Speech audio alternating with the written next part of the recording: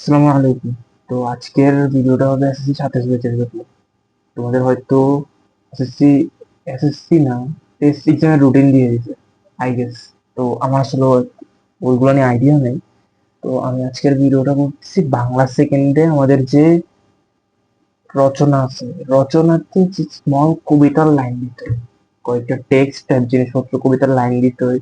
তো সেই কবিতার লাইন কিভাবে নোট করা যায় first of all, and second কয়েকটা এক্সাম্পল দিব, এজ ওয়েল সেগুলো আমরা ইউজও করতে পারবো।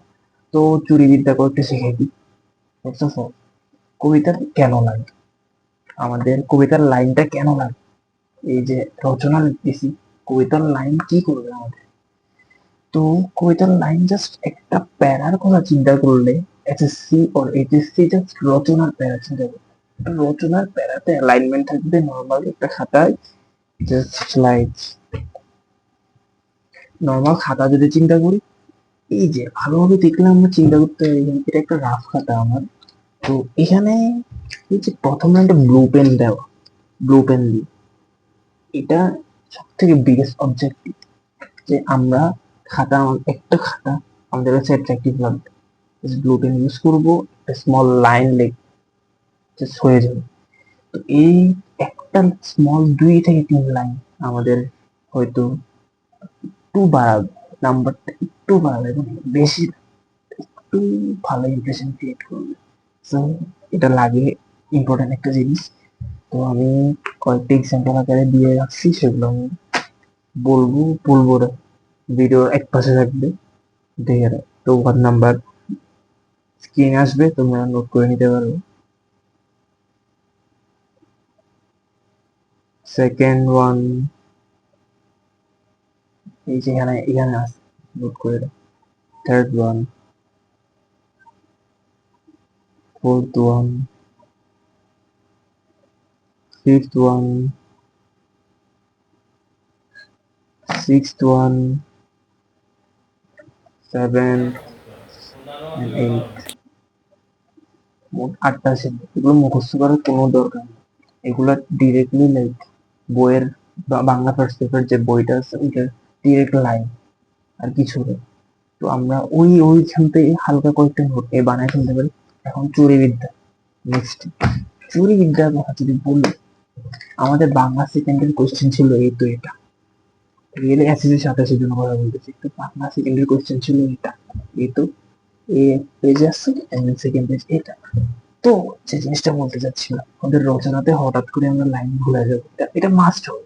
অর্থাৎ হঠাৎ করে লাইন ভুলে যাবো হয়, এটা সবার সাথে হয়। এটা লাইক হলের জন্য হতে পারে, লাইক এনভায়রনমেন্ট, যাই হোক।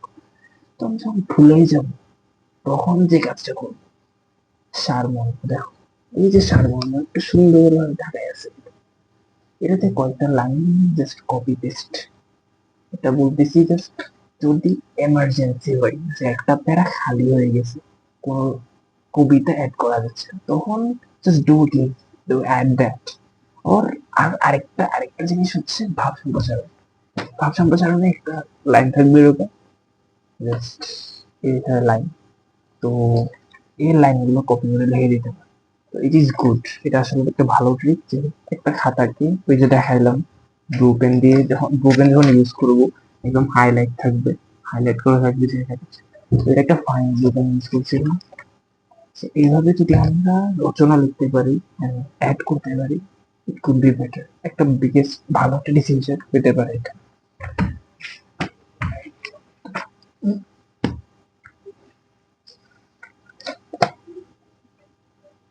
সো আমি ট্রিকিং ইউজ করছিলাম।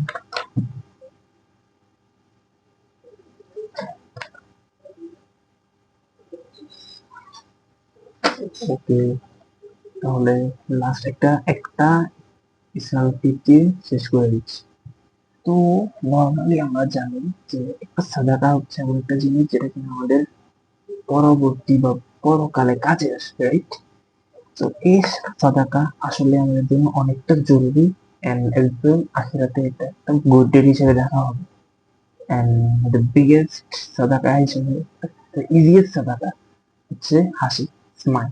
If you can smile, it is সাদাকা। এন্ড টাকাও লাগবে না ভাই, মিশা টাকা দিচ্ছ টাকা ছাড়া, তো মানুষ যখন কথা বলবা তখন স্মাইল। তো আজকের জন্য এটুকু ভিডিওটা। আসসালামু আলাইকুম, বাই বাই।